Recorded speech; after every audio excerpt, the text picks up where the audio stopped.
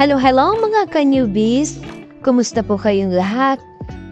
In today's video, magluluto tayo ng ginisang green beans or Baguio beans.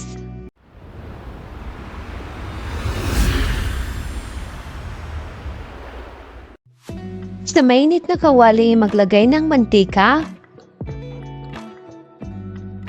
Pagkatapos ay igisa naman natin ang bawang.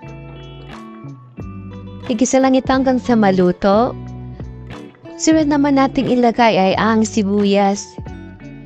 Igisa lang din natin ito ulit hanggang sa maging translucent na yung ating sibuyas. Pagluto na siya, pwede na nating ilagay ang ating green beans or Baguio beans. Sinunod ko din na inilagay ay ang carrots. Igisa lang ito hanggang sa maluto ng bahagya.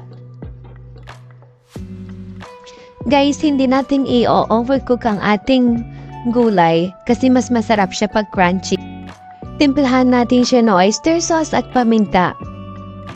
Igisa lang ito hanggang sa mag-incorporate na lahat yung pampalasa na nilagay natin. O diba guys, napakadali lang niyang lutuin at i-prepare.